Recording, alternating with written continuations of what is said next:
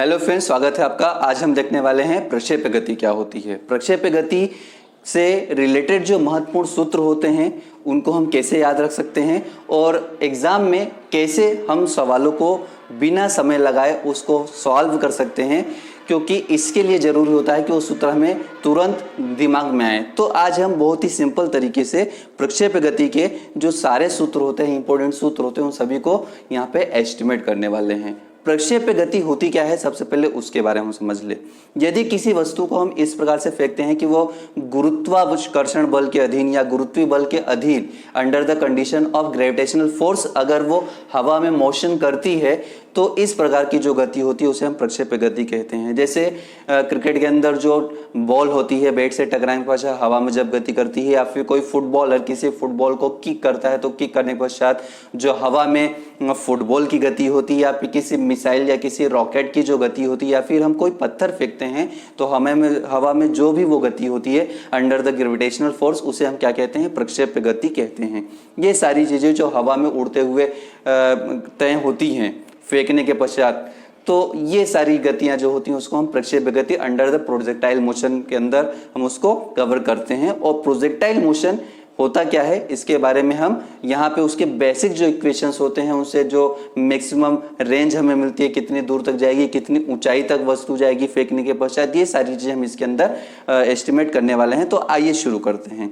तो सबसे पहले हम यहाँ पे देखते हैं प्रक्षेप्य का जो पथ समीकरण होता है। सबसे पहले हम यहाँ पे एक ग्राफ बनाते हैं और यहाँ पे देख लिया है कि हमने एक वस्तु को यहाँ पे फेंका है, इस वस्तु को हमने यहाँ पे फेंका है तो ये अधिकतम दूरी तक यहाँ तक आके पहुंच जाती है और यहाँ पे गिर जाती है। तो जहां से हमने फेंका और जहां पे वो आके गिरती है उसको हम बोलते हैं रेंज या परास। अब जब किसी वस्तु को हम किसी वेग से फेंकते हैं, प्रारंभिक वेग से फेंकते हैं, तो उसके दो घटक होते हैं, एक ऊर्ध्वाधर घटक और दूसरा क्षैतिज घटक, जिसको हम वर्टिकल और हॉरिजॉन्टल कंपोनेंट्स कहते हैं। तो यहाँ पे जो वर्टिकल कंपोनेंट है, जो हॉरिजॉन्टल कंपोनेंट है u x equal to u cos theta है, और जो यू का जो वर्टिकल कंपोनेंट है वो u y u equal to you sine theta से यहाँ पे शो किया गया है। यहाँ पर ये जो कंडीशन आपको दिखाई दे रही है, यह फ्लाइट जबकि वस्तु को हमने फेंका था तो वो अधिकतम ऊंचाई तक पहुंची थी, उसी कंडीशन इसको हमने यहाँ पे ए से दर्शा रखा है।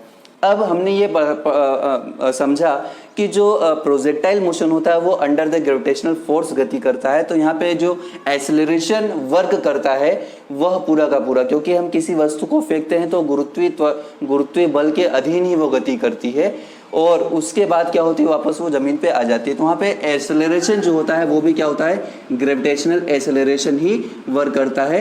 जो लीनियर एक्सेलरेशन होता है ए एक्स, जो क्षैतिज दिशा में जो त्वरण होता है वो शून्य होता है, वहाँ पे कार्य नहीं करता है। तो इस पूरे वीडियो के अंदर हम जहाँ भी जी का प्रयोग करेंगे वहाँ पे माइनस जी का प्रयोग इसीलिए करेंगे क्योंकि ये जो ग्रेविटेशनल एक्सेलरेशन है वो डाउनवर्ड नीचे की ओर लग रहा है, इसलिए हमने यहाँ पे माइनस जी लिखा है।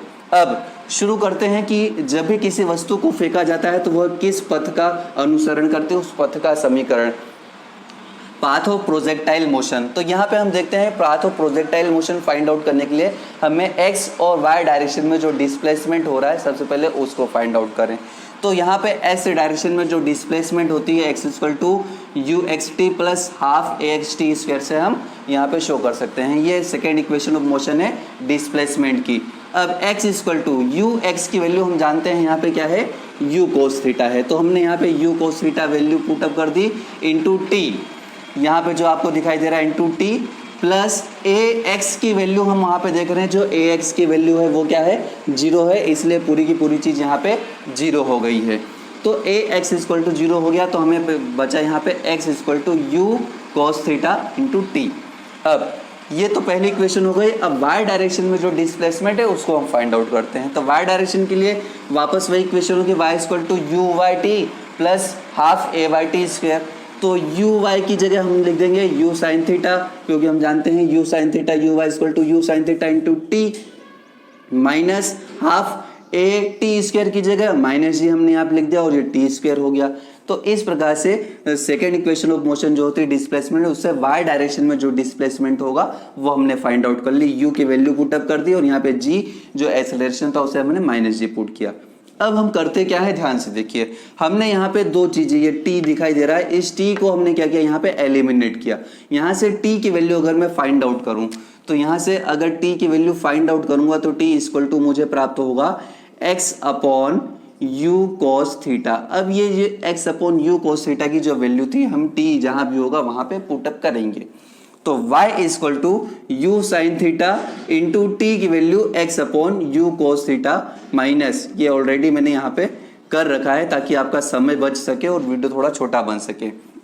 तो u sine theta into x upon you cos theta minus half g, और ये जो t की वैल्यू थी वापस x upon you cos theta का स्क्वायर हमने पुटअप कर दिया है। सॉरी, तो हमारे पास जो वैल्यू आती है u से, तो u हमने यहाँ पे काट दिया, sign theta upon cos theta हो जाएगा टेन थीटा, और ये x, तो ये हो गया टेन थीटा x माइनस ये g x square upon two u cos theta हो जाएगा। तो g x square upon two you square cos square theta यहाँ पे हमें प्राप्त होता है। इसका अगर हम यहाँ पे एक परवलय समीकरण, अगर आपने मैथ्स पढ़ी है तो उसके अंदर परवलय समीकरण होता है y equal to M X plus C X square equation होती है, जिसको हम परवलय समीकरण कहते हैं। y equal to M X plus C भी इसको कभी कभी लिखा जाता है। अब यहाँ पे m जो होता है वो स्लोप होता है, और हम जानते हैं यहाँ पे जो स्लोप है वो टेन थीटा से ही फाइंड किया जाएगा। तो यहाँ पे जो टेन थीटा है वो स्लोप को शो कर रहा है, x की जगह x है, और यहाँ c की जगह जो है c एक्स स्क्वायर पूरा होता है, तो c की जगह जो है ये g upon u two you square cos square theta यहाँ पे हमने पुटअप कर रखा है। तो इस प्रकार से ये जो परवलय का समीकरण हमें प्राप्त हुआ, या प्रोजेक्टाइल मोशन में जो पाथ इक्वेशन प्राप्त हुई, वह पाथ जो होता है एक परवलय होता है। तो यहाँ पे हमें दिखाई दे रहा है ये कि ना वृत्ताकार है, यह एक परवलय जो है पथ हमें दिखाई दे रहा है, परवलयाकार पथ हमें दिखाई दे रहा है। अब आगे शुरू करते हैं। ये तो हो गई पहली चीज कि जो पथ होता है वो परवलयाकार होता है। दूसरी चीज, अधिकतम ऊंचाई। जब भी किसी वस्तु को हम फेंकते हैं तो क्या होता है, किसी वस्तु को हम फेंकते हैं तो वो अधिकतम ऊंचाई तक जाती है, फिर वापस गिर जाती है। तो अधिकतम ऊंचाई जो है उसको हमने यहाँ पे h से शो कर रखा। अब इस अधिकतम ऊंचाई को हमें ज्ञात करना है। इस अधिकतम ऊंचाई को ज्ञात करने के लिए हमें क्या करना पड़ेगा, y डायरेक्शन में जो डिस्प्लेसमेंट है वो फाइंड आउट करना पड़ेगा। तो हमने इसके लिए क्या किया, इक्वेशन ऑफ मोशन से हमने जो लास्ट इक्वेशन ऑफ मोशन हुई, थर्ड इक्वेशन है, उसके अंदर y डायरेक्शन वाली हमने equation v y square equal to u y square minus two g h. ये माइनस हमने क्यों लगा, ये मैंने आपको बता रखा है कि जो एक्सेलरेशन और टू जी एच यहाँ पे g माइनस डायरेक्शन में, इसलिए हमने लिख रखा है। अब जब ऑब्जेक्ट मैक्सिमम हाइट पर पहुंचा है तो वहां पे v इक्वल टू क्या होता है, उसकी वेलोसिटी क्या होती है, जीरो होती है। तो y डायरेक्शन में जब वेलोसिटी उसकी जीरो हो गई तो वी वाई जो होगा, जो फाइनल वेलोसिटी होगी y डायरेक्शन में, वो क्या हो जाएगी, जीरो हो जाएगी।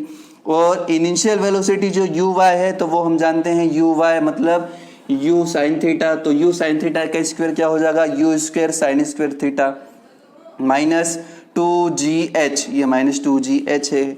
अब हमें क्या करना है, यहाँ पर h की वैल्यू फाइंड आउट करनी, तो हमने क्या किया, you square sine square theta, इसको हमने इक्वल टू इस तरफ सेंड कर दिया, तो ये हो जाएगा टू जी एच। और यहाँ से h की वैल्यू अगर हम फाइंड आउट करेंगे तो h इक्वल टू हमारे पास आता है U square sine square theta upon two G. तो ये जो इक्वेशन आपके पास आई है, यह जो इक्वेशन होती है अधिकतम ऊंचाई, जो मैक्सिमम हाइट हम यहाँ पे गेन करने वाले हैं, उसकी इक्वेशन यहाँ पे फाइंड आउट कर सकते हैं। y डायरेक्शन में डिस्प्लेसमेंट अधिकतम ऊंचाई, तो डिस्प्लेसमेंट के लिए y डायरेक्शन में जो मैक्सिमम वेलोसिटी थी वो हमने यहाँ पे वो फॉर्मूला लगाया और ये हमने यहाँ पे एस्टिमेट कर लिया। अब इसके बाद क्या होता है, इसके बाद जो अगली चीज होती है वो होती है उड्डयन काल।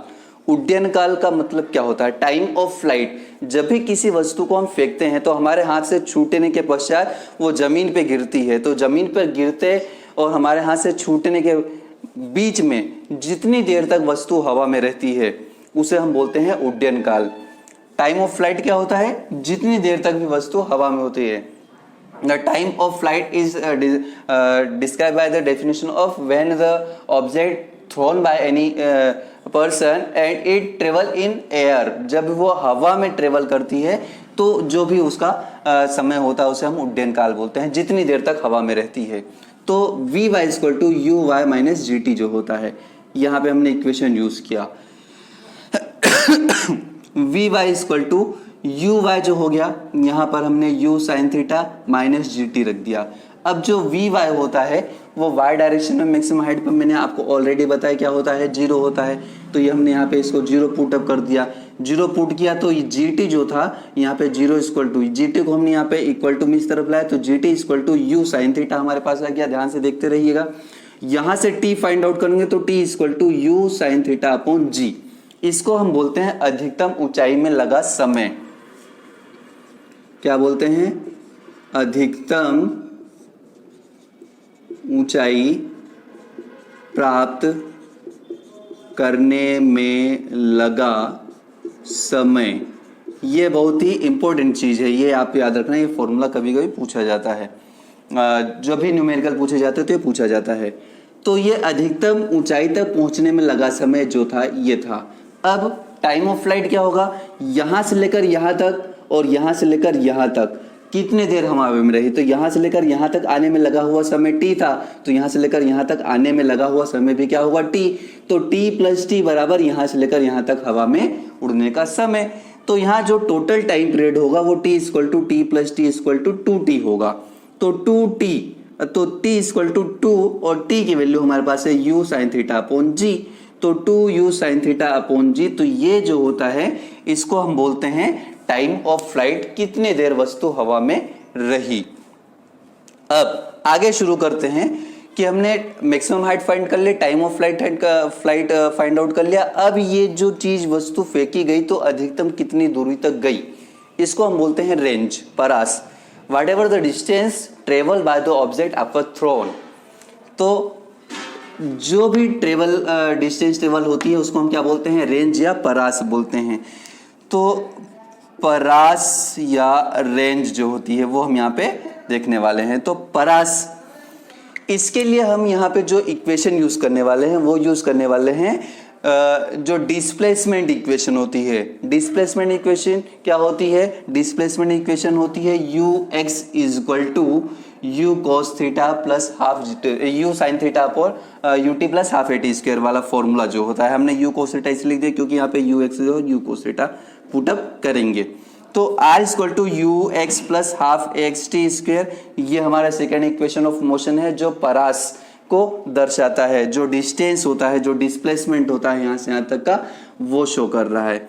अब इसको हमने यहाँ पे जो डिस्प्लेसमेंट था उसको हमने r से शो कर दिया। तो r equal to u x को हम लिख सकते हैं यू कोस थीटा, यहाँ पे दिखाई दे रहा है आपको।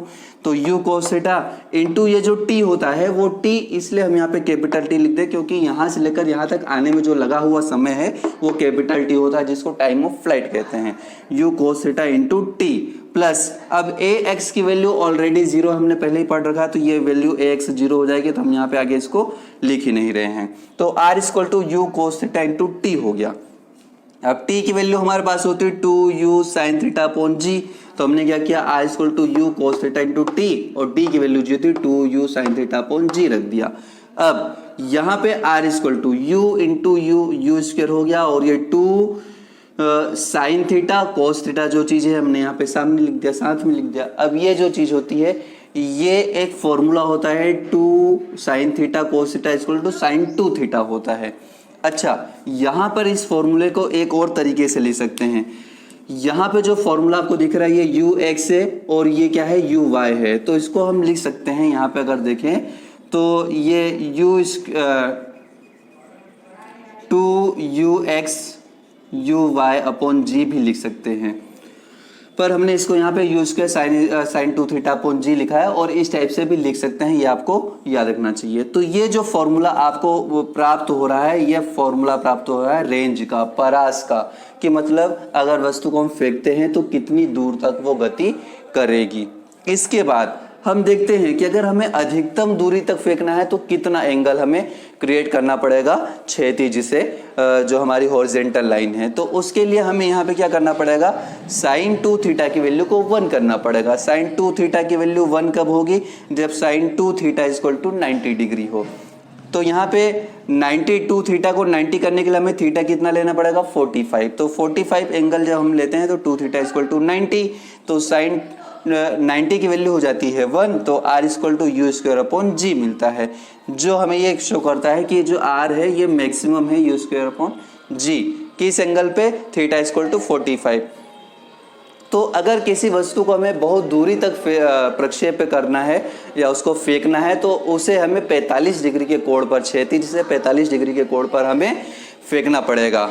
और कोई वस्तु theta equal to 90 minus theta, theta और 90 माइनस थीटा दोनों पर ही क्या होती है, बराबर परास को क्या करती, प्राप्त करती है। अगर थीटा की वैल्यू कुछ है तो 90 माइनस थीटा जो भी वैल्यू होगी वो भी क्या होगी, वहां पर परास को अधिकतम प्राप्त होगी। जैसे 30 डिग्री पर अगर कोई परास हमें प्राप्त हो रही है तो 90 माइनस 30 मतलब 60 डिग्री एंगल पर भी उतना ही परास हमें प्राप्त होगा।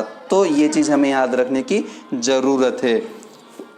तो इस वीडियो को आप अगर फॉर्मूले आपको निकालना समझ में आया हो और वीडियो अच्छा लगा हो तो इस वीडियो को लाइक कीजिए, शेयर कीजिए, सब्सक्राइब जरूर कीजिए चैनल को। तब तक के लिए जय हिंद।